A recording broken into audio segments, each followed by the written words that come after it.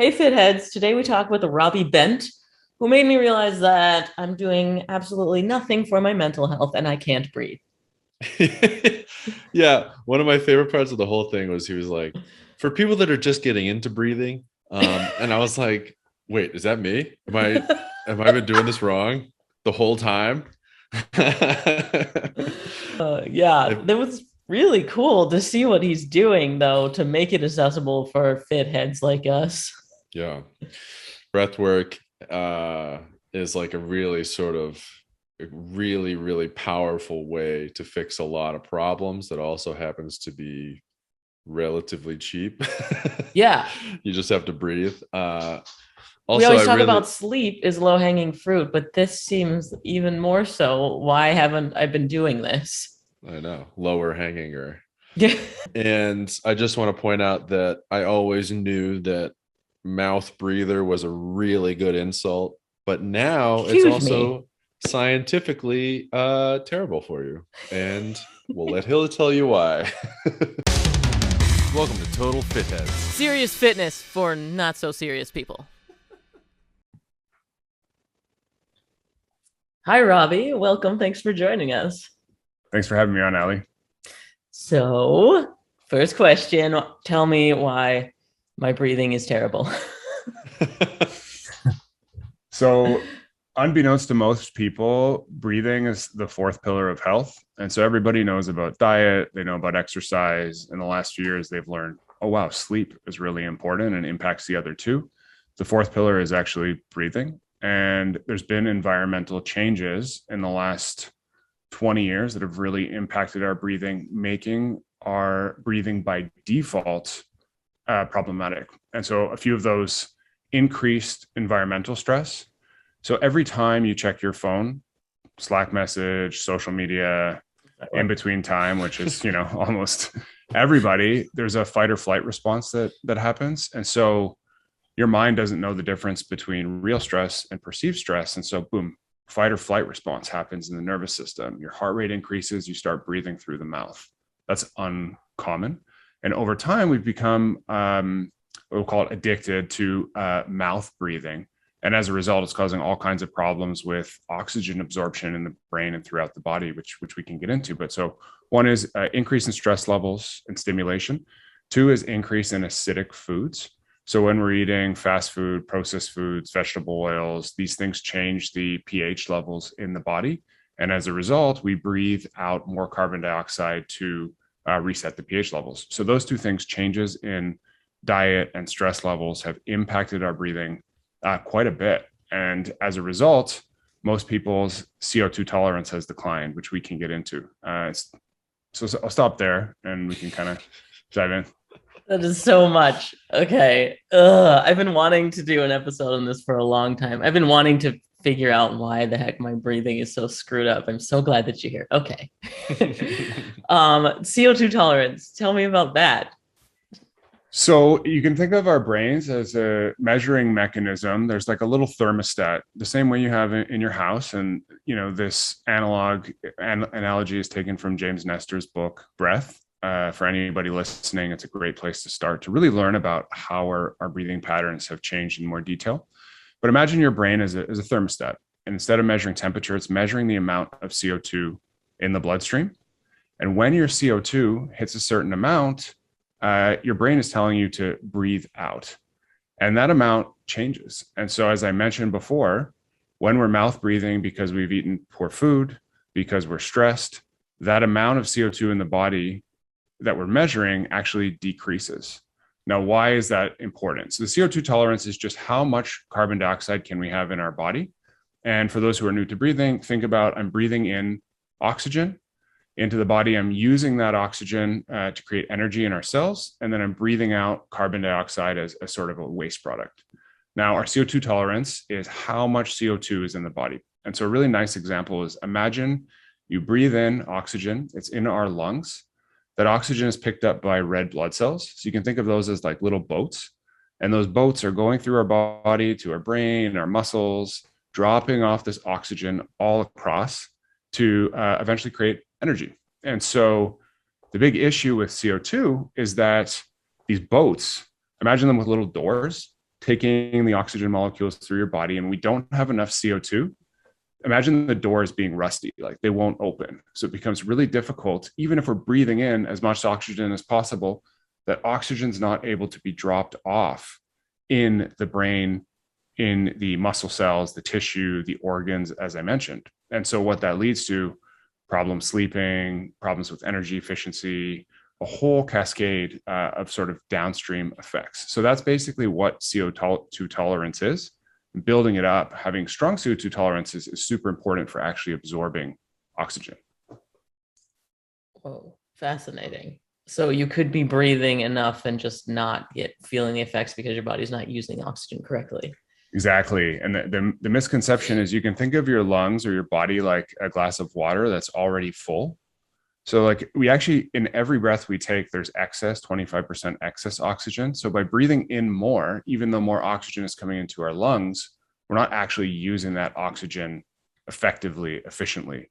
So the way to actually absorb more oxygen is by increasing the amount of CO2 we're able to hold in our body. And we do that through slow breathing, breath holds, nasal breathing, which we can get into also. Yeah, let's get into it. Yeah. So basically what I would suggest to people listening, if you're like, oh, whoa, I've never heard about any of this stuff, I don't know anything about breathing, is my breathing good? You know, there's this test called a CO2 tolerance test, which is like super easy to run. It's not 100%, you know, let's call it accurate, but it's a really good baseline. And so you wake up in the morning, you take 2 deep breaths in through the nose, out, in through the nose, out, and you hold on empty. And you're going to set a timer on your phone and you're going to time yourself. And if you're going to time yourself until your diaphragm, you know, contracts. And so if you're a hardcore person, you can obviously push it longer. That's not the goal. It's just to see, you know, when does the diaphragm sort of contract and you need to take in that breath. And if on average, you're below 20 seconds, it's a really good sign that your breathing is not optimized, that your CO2 tolerance is low. And if you're having problems, you know, with sleep, waking up in the night, with dehydration, with energy, with brain fog, it could be a result of breathing. So it's a really good indication that, hey, I should work on boosting this. So that's kind of step one. It's just like, is CO2 tolerance an issue for you? Based on what we said at the start of the call, we find that for heavy majority of people, most people I know are, you know, eating fast food, eating late at night, checking their phone all the time in stress situations, not focused on their breathing. And it can even happen for athletes who are healthy because when you're exercising, you're actually over breathing, mouth breathing, because you're pushing yourself and exerting yourself. So I would bet that most people who try that test are going to notice that they can improve their CO2 tolerance. So question is then like, okay, how do I do that? Right. And the first thing is just nasal breathing. You want to be breathing through the nose all the time. Why you do that is because it slows the amount of oxygen.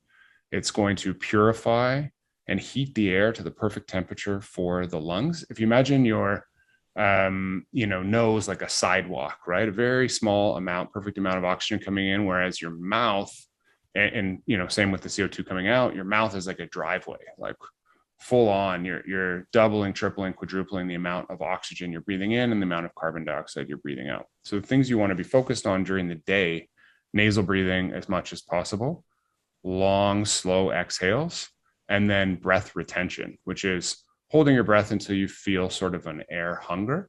And by doing that, and these are exercises you can do and guided with an app, you know, 10, 20, 30 minutes a day to help you improve your CO2 tolerance by reducing the amount you're breathing, slowing it down. So running is not going to help you improve your CO2 tolerance. It's not. It needs no, it's actually going to be the opposite. It's especially if you're exerting yourself to the point of mouth breathing. So there's a really interesting, another book where Breathe leaves off is called Oxygen Advantage by Patrick McKeown. And what he recommends actually is exercising with your mouth taped at first. And when you get to the point of exertion where you're going to breathe through your mouth, to sort of pull back a bit and breathe through your nose. And over time, you'll build strength capacity in the lungs and improve your CO2 tolerance. And as a result, be able to have more CO2 in your body when you're exercising and not need to rely on mouth breathing. So they actually train professional athletes, and it's really hard for the first month, they're actually not having them train at their peak exertion. They'll have them train close to that, but where they can maintain nasal breathing. And so they'll have them even do like sprints, and then only to the point of where they can maintain their nasal breathing until they build up that CO2 tolerance. And so CO2 tolerance for athletes is extremely important because it determines how much oxygen you can use effectively without gassing out. So, running, any like high intensity training is actually going to promote overbreathing. Another interesting way to think about this is, when you're sleeping, mouth taping, which sounds super weird and is definitely not for everybody. But if you did that CO2 tolerance test and found like, oh, my breathing patterns are off, you can actually tape your mouth at night, especially if you're like eating late at night, eating processed foods. You can tape your mouth so that you're forced to breathe through your nose. Yeah, we've heard this is a more common thing. I feel like I should do it during the day too. Really fascinating podcast. It's funny actually you mentioned, so I'm working all the time. We work remote, and every time you're checking an email, it's called like email apnea. When you get into a point of concentration, as I mentioned, that fight or flight is triggered. And so you tend to either hold your breath or breathe really fast. And so if you watch someone who's working really attentively, you'll see them like, or just holding their breath. So even just working and, hour after hour on your computer can mess up your breathing habits. And so there's actually some cool devices you can put in your mouth that slow the exhale, so you breathe through them while you're working. Interesting. Yeah, I definitely sense myself holding my breath, even just like reaching for my phone charger. I thought it was tied to being a power lifter and that bracing and breathing were all a part of movement, but it probably is stress related and nothing to do with that. It's both. There's like the nervous system. So if you think your breath is like the control of your autonomic or automatic nervous system. And so when your nervous system turns up because of a physiological response, it's going to impact your breath, but you can use your breath to do the same thing. So we could now in a couple of minutes, doing some pretty intense breathing, ramp up and actually turn on our fight or flight response. And the same doing really slow, long, deep breathing deep into the diaphragm where the parasympathetic nerves exist, turn on the rest and digest system. So it's cool because breath can can switch our nervous system state, but also physical environment can switch our nervous system state, which then impacts our breath. Yeah, I wanted to talk about that up-regulated breathing, right? Yeah, exactly. Is when I was reading about it, I was like, oh, this is something I do not need. I just feel like I am so stressed with work. I push myself in workouts. Is it still something that even if your sympathetic nervous system is in overdrive, it's still a good practice to have? Or can someone be so far in that direction that you should only be doing the parasympathetic type? I think it really depends on what you're looking for in your life. And so let's just go back to the basics. Basically, you can use your breath for one of two things, like pushing the gas on the nervous system, fight or flight, sympathetic, or pushing the brake, parasympathetic, rest and digest. Why might you want to use either of these no matter what's happening in your life? You wake up first thing in the morning thinking, oh, coffee, I need to get going. Perfect time to use a sympathetic 6-minute, 7-minute Wim Hof, Tumo style, faster breathing to create the fight or flight response to get you going, get you in the zone, get you focused. You have to film a movie or write a script, or you need some creative energy. That sympathetic breathing is perfect for that. Same as like afternoon, maybe you don't want to have caffeine, you want a healthier boost. Same thing. The parasympathetic, on the other hand, is great for like, okay, I'm finished work, I want to relax, turn my mind off, get into the present moment, stop thinking about my to-do list. Great. I want to quiet my mind before sleep. Awesome. I'm pretty stressed and just need like a 3-minute relax. Also great. So I think you can use either, even if you're in a stress situation, because I'm sure at times you want to ramp up. Like maybe you're on your way to the gym to do a power lift, and you're feeling a bit of fatigue. Okay, I want to pump up, get in the zone before I lift. We've seen some really awesome test studies of that, and we combine breathing with like really amped up electronic music, wicked sets with breathing layered in on top. So it's like, wow, I'm pumping myself up. So it works really well in like if you have a sales call and you're nervous, if you have some type of like investor meeting, or like you're going to work and you're like, hey, I have imposter syndrome, I want to ramp up. A lot of people will use the sympathetic for that.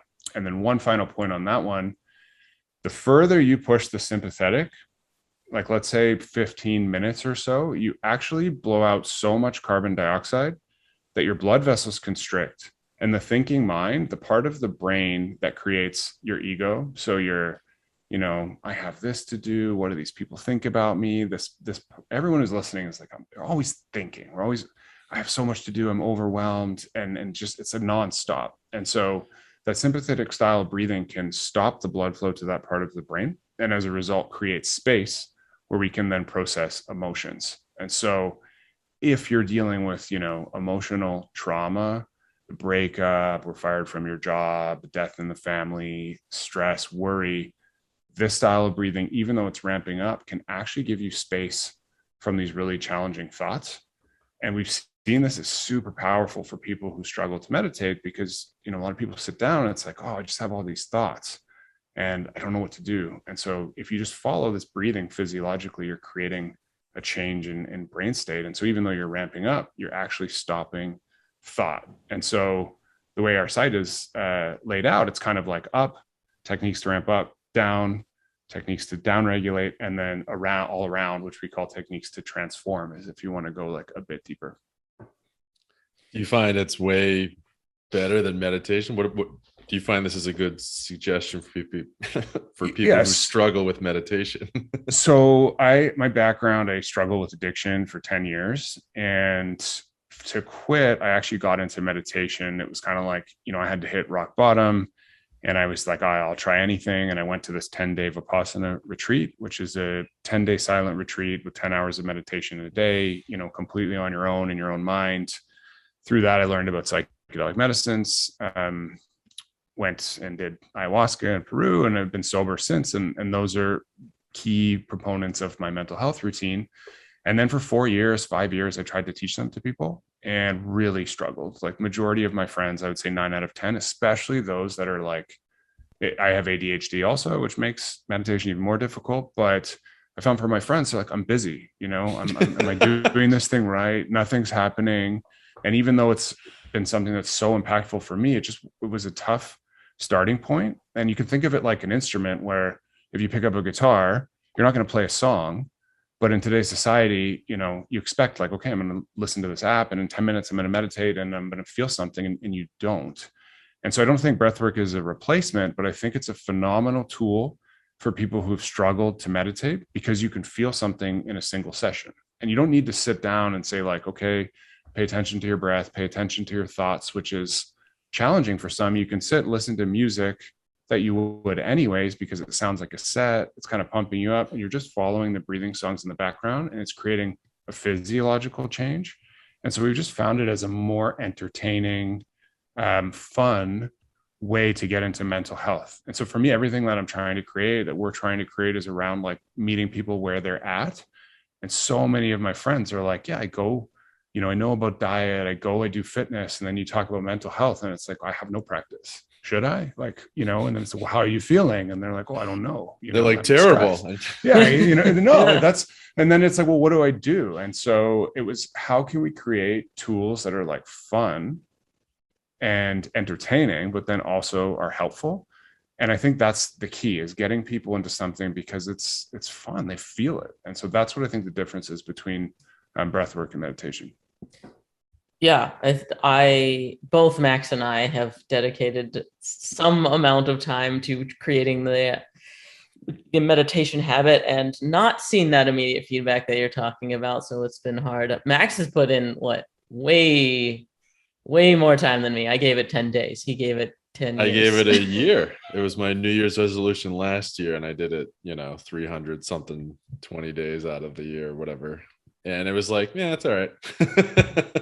But, I had heard all these like life-changing, it'll, fire up, it'll change everything wrong about you that you don't like. You'll sleep better. You'll be taller. You'll be, like it was just so many ridiculous promises. And I saw very few of those.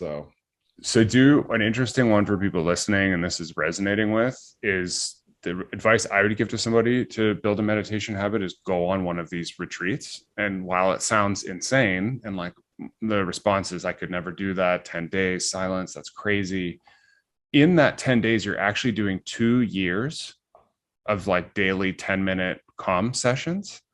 And so it's a 10-day commitment, and meditation will never be the same for you because you grow so much in that skill over that time period that you feel by day 7, 8, 9, you feel the benefits.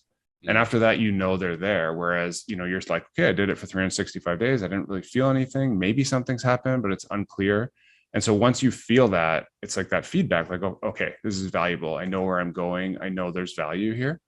And then another thing to remember is that in our lives now, there is no boredom. We're switched on all the time. Our dopamine is like, there's an amazing podcast with Rich Roll and Anna Lemke, who just wrote Dopamine Nation.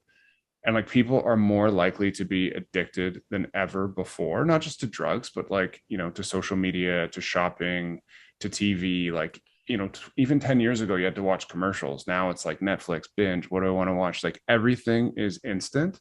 And as a result, it's likely that all people are addicted to something, and they found it. And so dopamine is difficult. And so I think meditation, just being bored, even if you sit there doing nothing for 10 minutes, there's value. And the more you rely on dopamine, the harder it is to find value in the little things. And so a good example is like, if we're always in fight or flight, blood flow to the brain, focused, energy, crushing it. Yeah, that's great. But it's in the parasympathetic where we find meaning, love, connection, cuddling, eye gazing, like actually enjoying our lives. And so that's what meditation does. It just helps us to move, even if we're bored, into that relaxed, non-stimulated state, which is like almost an epidemic now because we're always stimulated. Okay, Max, we're taking 2 weeks off. Total fit heads.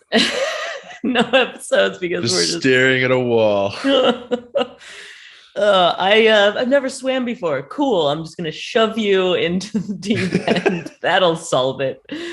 No, but it makes sense. That's just wow. I mean, from an over dopamine perspective, that's exactly what I want, right? I don't want to spend 2 years getting there. I would love to leapfrog over that and then arrive faster. So that's a pretty convincing argument. Yeah, it's amazing. It's a really amazing experience, and you know, don't be afraid. You're never going to be prepared. So there's nothing. You know, the best thing is just go try it. You'll make it through, and then after you'll be like, wow, okay, I know where I'm at now. Dang. You mentioned something that I want to go back to about upregulated breathing. Reaching, it basically sounded like it shuts off your frontal cortex so you can reach your lizard brain better. That's exactly insane to me. But isn't that also why people drink, right? It sort of seems like this is So I would say if you look at why people drink, a lot of times there's an escape reason. And so you're kind of drinking to shut off. In breath work, you're resetting your autonomic nervous response. And what that means, you're shutting down that part of your brain to experience and process emotions and traumas that are stored in the body.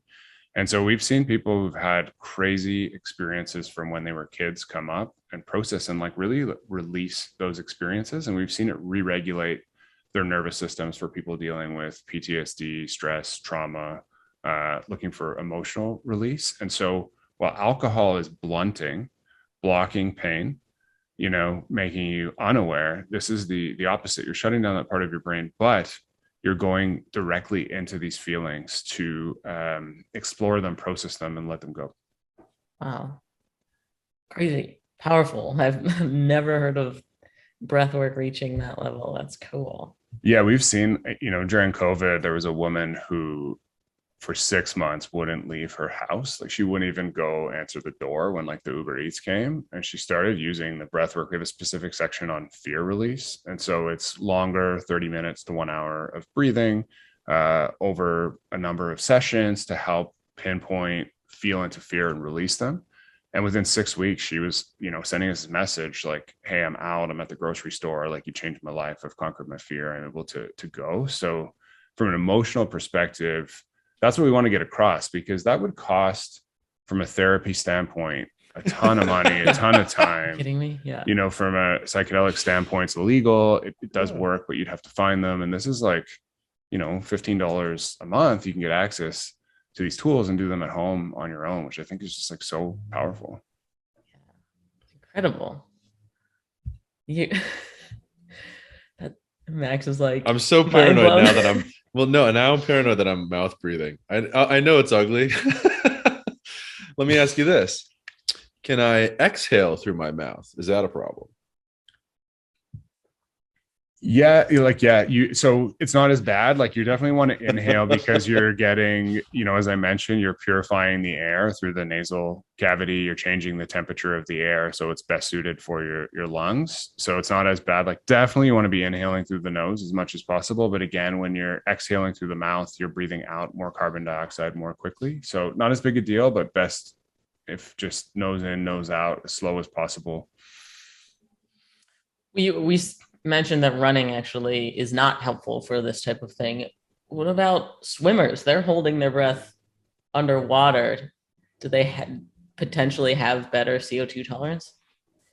Yeah, so the better CO2 tolerance you have, the longer you'll actually be able to hold your breath, because the more CO2 you can have in your body. So I would guess, one, I think this would be very beneficial for swimmers, more beneficial than for runners. And then two, by retaining your breath over time, like when you're swimming, it's likely that you're building your CO2 tolerance capabilities. Like, basically, you just want to avoid excessive breathing through the mouth at sort of all costs to boost endurance.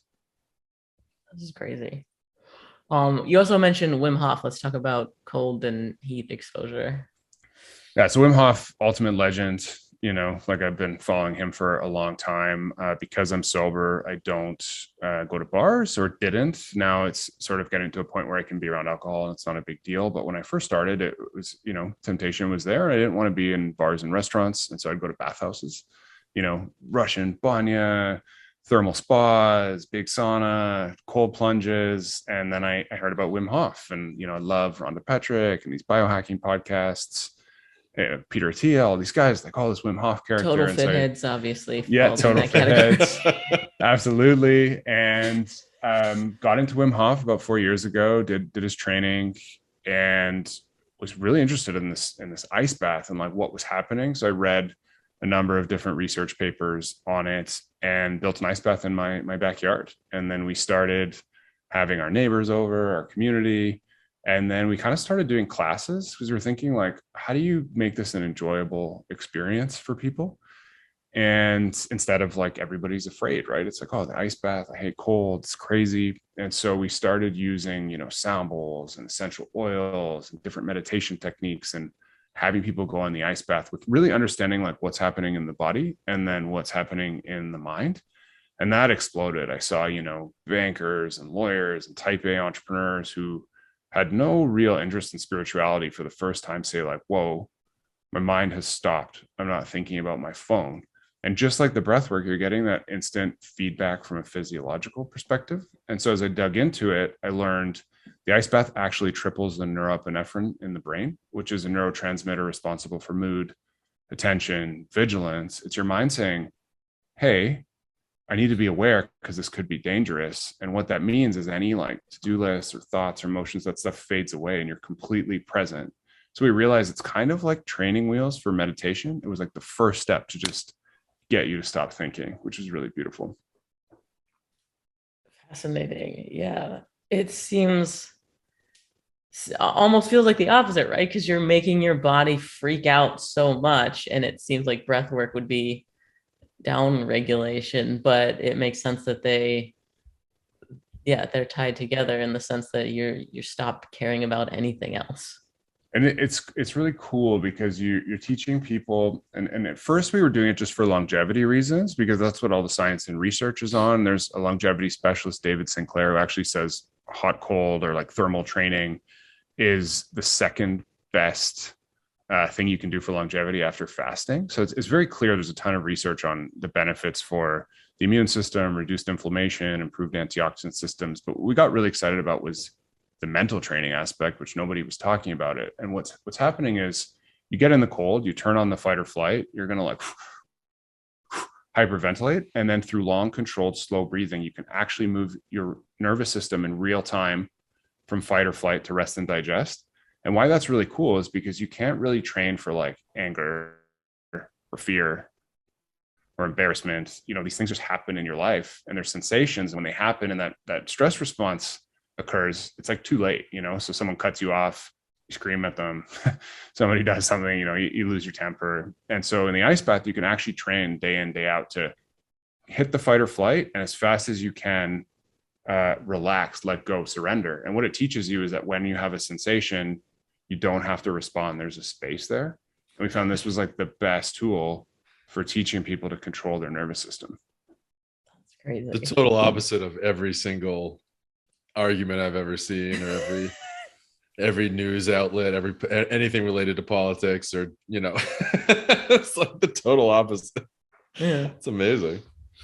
So when with the breath work tied to cold exposure, it's not that because you see Wim Hof, he'll breathe and then get in kind of thing, where it almost feels like he's prepping his body to not feel it as badly, but it doesn't sound like that's what you're talking about. Yeah, so his style of breathing creates the fight or flight response I mentioned, like upregulated Wim Hof, Tumo breathing, any style of breathing where you're blowing out so much carbon dioxide, you're creating a fight or flight response. And so he'll do that before the ice, and it primes you. You know, it's boosting your energy, it's boosting your focus. It's kind of like you're overcoming fear for people. We actually don't use that method. We use something different, where in the ice bath, we're trying to get to coherent box breathing, really slow breathing, and teaching you immediately when your state ramps up to slow down and learn to strengthen what's called the parasympathetic brake. So it's your body's ability to move your heart rate down, which actually increases your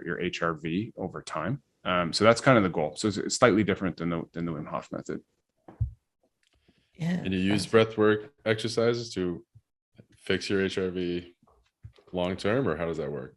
Yeah, so there's this term I had mentioned, and, you know, for people listening, there's a book called Heart, Breath, Mind by Leah Lagos, who's like the world leading expert in heart rate variability. She trains this famous virtuoso guy, Josh Waitzkin, if you've ever heard of him, who's a pretty interesting character. And there's some studies showing that strengthening what's called the barrow reflex, it's like the parasympathetic brake, is going to increase your HRV. And the way to do that is breathe at your coherent or resonant frequency, which is the breathing pattern that matches to your heartbeat. And everyone's is slightly different. For some, it's like 5 breaths a minute. For some, it's 7. There's an exercise you can do to figure it out. But let's say on average, it's like a breath every 6 seconds. So if you breathe at that rate over time, you're strengthening the barrow reflex. And as a result, increasing your heart rate variability. And there's a lot of research that specific breathing technique called coherent or resonant breathing can boost heart rate variability.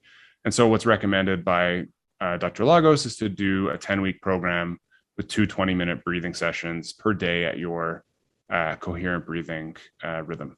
And so we found that that was actually pretty difficult for people to do. Like 40 minutes is like a massive commitment. And so when we tried to do it in our community, we found like nobody actually did it. And so we started creating breathworks to your coherent pattern, but for background activities. So you go for a walk and it might be like a nice jazz set with just perfect coherent breathing. So you follow the breathing while you're walking.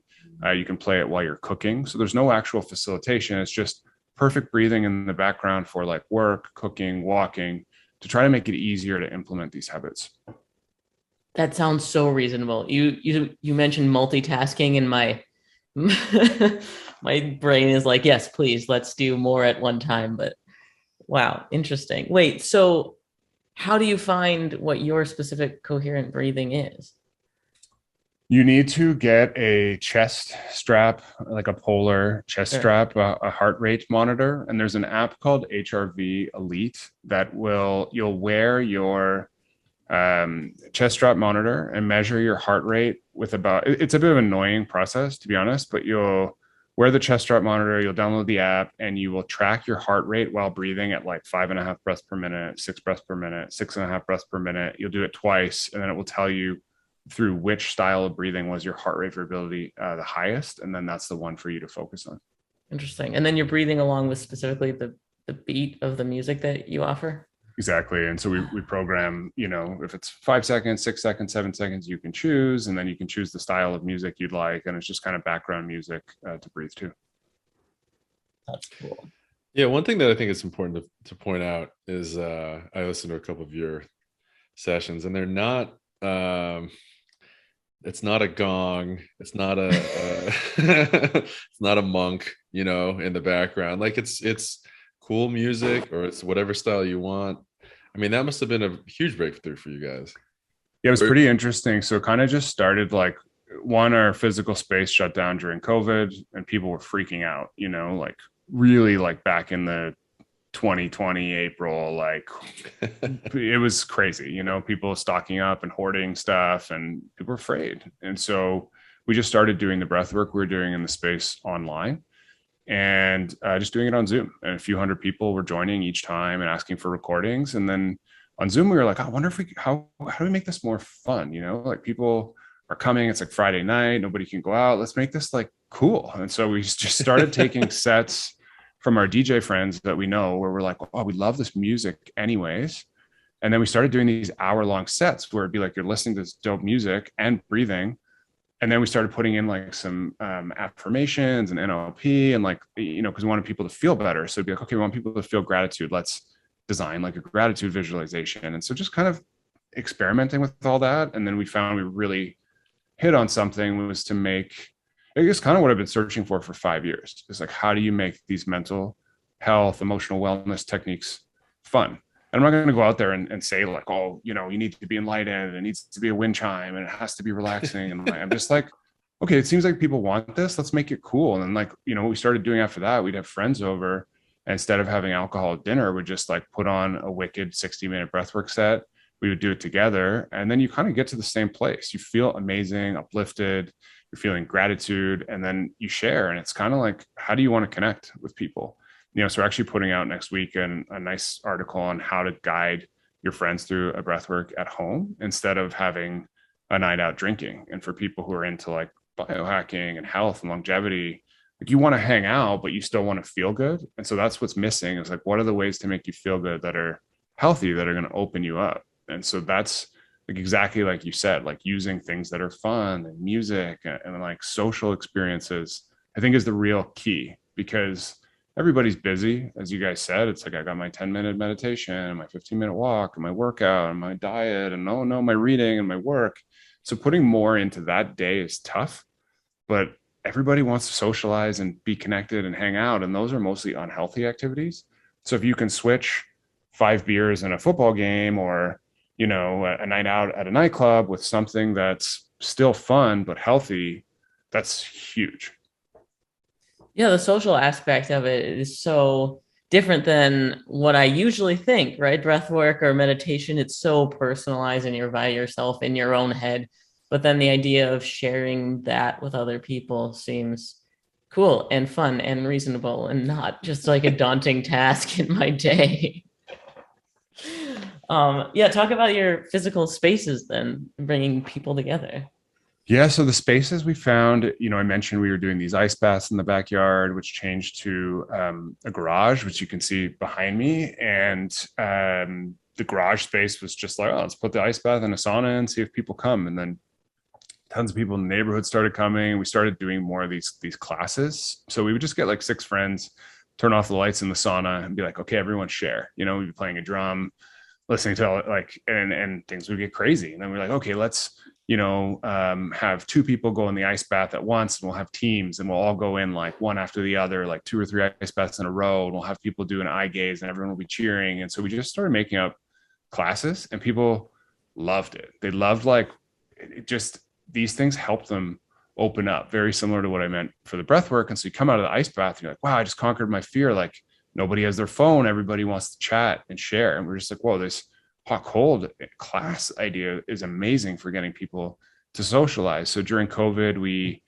took a huge risk, signed a lease like pre-vaccine at a 50% discounted rate in Toronto. And we're actually going to be opening in the next month. And the idea is like a 45-person sauna with a crazy sound system, 4 ice baths, and a tea room, fireplace, all that. And so you come for classes, and then at night it shifts to a bar. So from 8 to 1, music goes up a bit. You just kind of use the experiences on your own. So there's not a class, but you're just hanging out. And so you can either come for what we're calling like emotional regulation or emotional wellness classes, or you could come at night just to kind of hang out. And so we really see this as a place for people who are into like physical health, but don't know what to do for mental health, but still want to have fun, or people who've like, you know, been to the meditation retreat and the psychedelics retreat, and they come back home and are like, yeah, I want to change my life, but where do I go? Like, how do I keep the momentum going?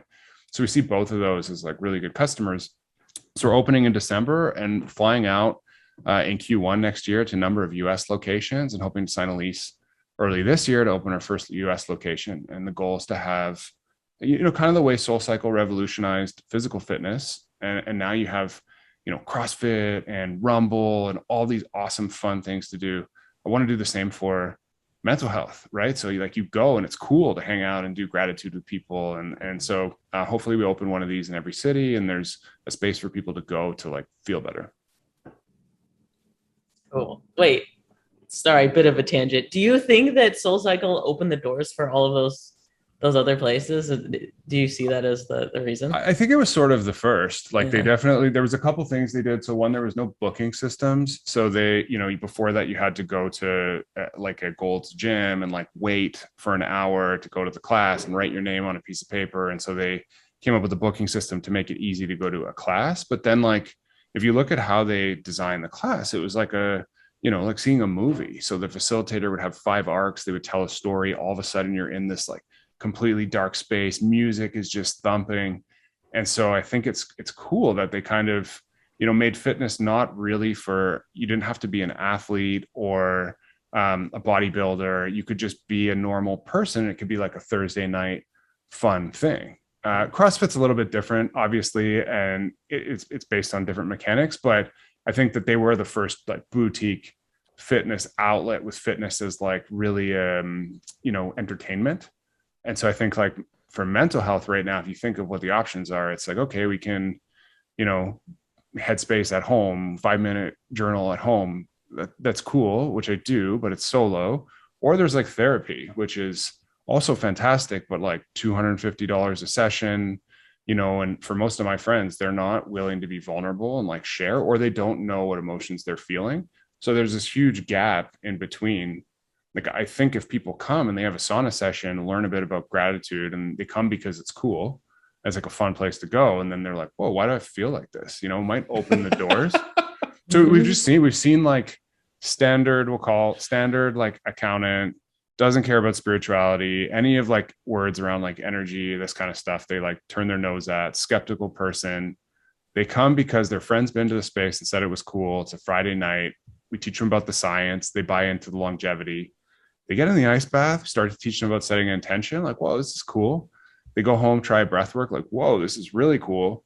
Now the door is open to talk about like maybe meditation or maybe therapy or maybe a retreat. And so it's just like, what is that first step that's going to get people in?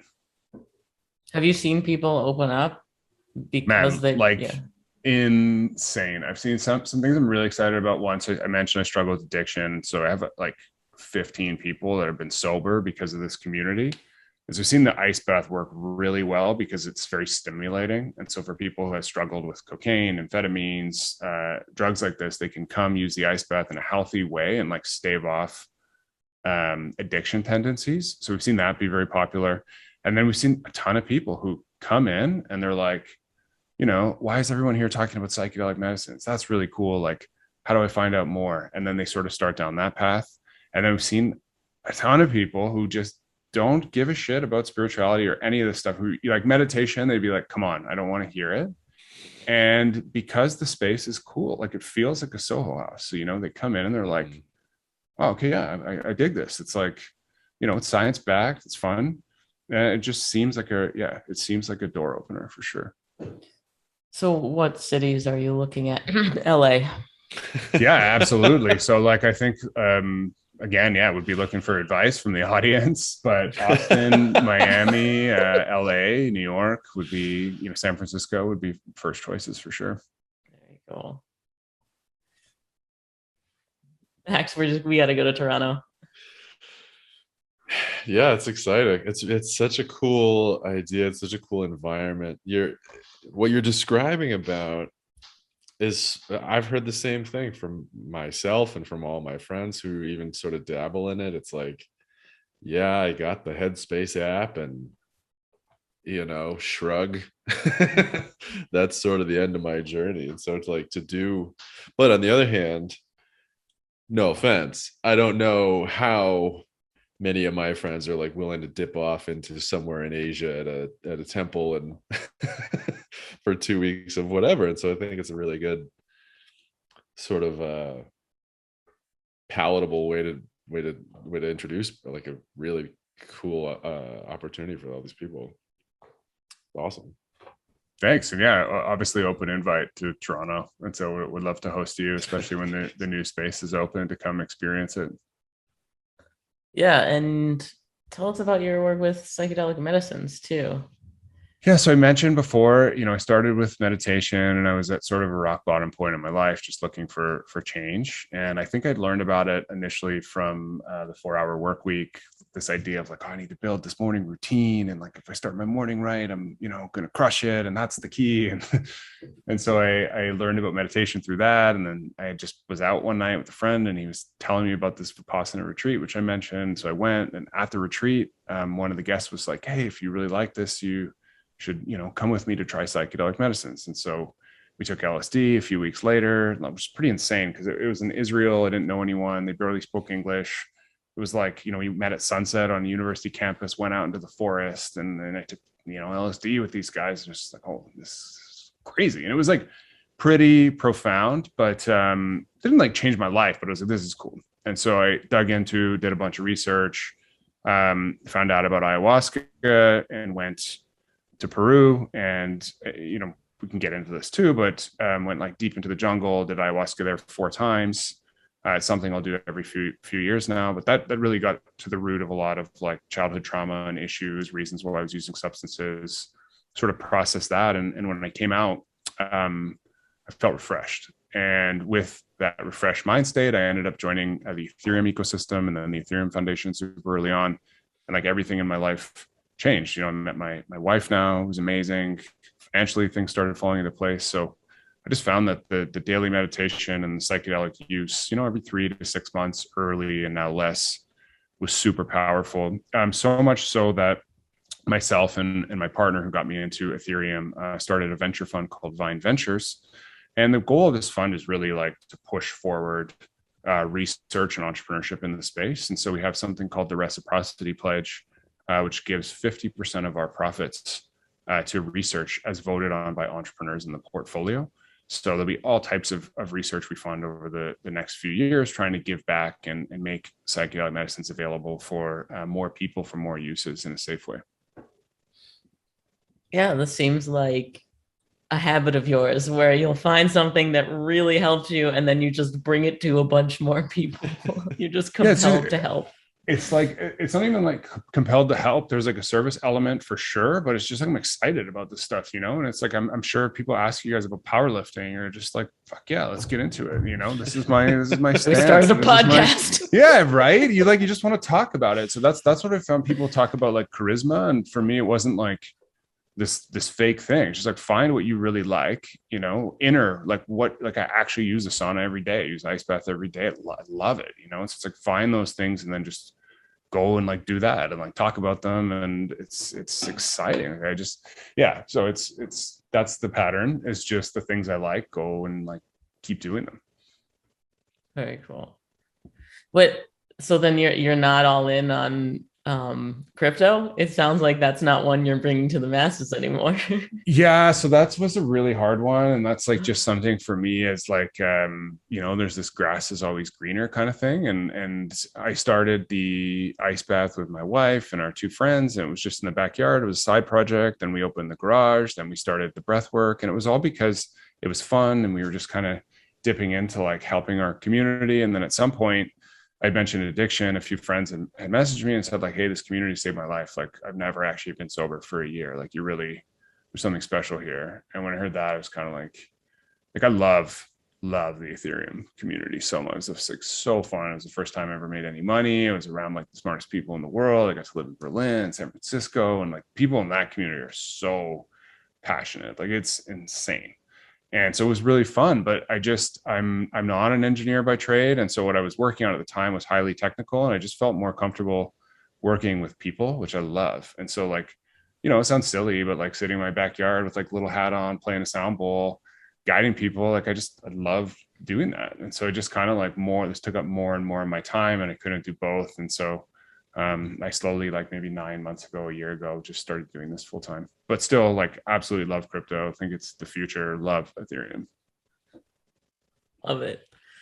Yeah, it is such a complete change when you're describing yourself in a sound bowl versus what I imagine like building stuff on Ethereum is. It is, but the people in that realm are also like super out there. I think whenever you're doing something fringe, it gets people who are like authentically interested, and as a result, they're weird. They're like, everybody has this inner self that's like doesn't conform to society, and it's like, oh, what did you want to be when? How did you feel when you were a kid? What excited you? And the people in crypto, like that's what they felt like. So it's kind of weirdos, and I fit right in. And so there's a lot of people interested in psychedelics and Burning Man and kind of like tangentially all this stuff as well. Yeah, it seems like you may be more extroverted and then fueled by being around people. And now it's making me think that those physical spaces you're building is like mindfulness for extroverts, because there was never anything like that. That's a great way to think about it. Or like, you both mentioned like overwhelm, busyness, like I want to feel something. And so it's just a space you can feel something, Yeah. Yeah. Very cool. I feel like skydiving almost gets to what you're trying to do, in the sense that I fear bond with, not that I've even done it, but I imagine it's like fear bonding with people that sort of a little bit feels transcendent, but not at all focused on mental health. So this is definitely a more pointed path to that. Yeah, I'm funny you mentioned that. So like I love extreme sports. I'm like because I love stimulation, I do all this genetic testing also, and I have really quick clearing of dopamine. So my rewards pathways, I need stimulation. So that's why meditation is also challenging. But like ride a motorcycle, I've got my skydiving license. Like I love being afraid and then like breaking through. But skydiving is an amazing way. We actually, when we started our company in crypto, we took the entire team skydiving as like, hey, let's do that. And it's still like, I think back, some of those people I'd only met for one day, and I still like, if I saw them on the street, be like, yo, remember that time? So it's, I think having it's dangerous. Creating fear with people bonds them. Like Tony Robbins is another example. Like you go to these huge conferences, you're sharing in front of people, you're like, he makes you dance and get like kind of weird. And when you have social anxiety with people, creates bonding after you sort of break through. Yeah. Cool. Super cool. I mean, I'm sold. I want to go try. All right. Where can the fitheads go check out what you're doing? Fitheads can find us on othership.us/app, and we'll send you some links for the show notes. You can download the app now in the Apple Store or the Play Store. You can follow me on Twitter at Robbie Bent 1, and then on othership.us you can also follow our physical build in Toronto and announcements about our openings in the US. And then you can follow us on Instagram at othership.app. Awesome. Well, thank you so much. This has been fascinating. I'm going to go tape my mouth shut right now. Sweet. All right. And thank you to the Fitheads. If you can rate and review on Apple Podcasts, that helps us a whole lot. And we will see you next week.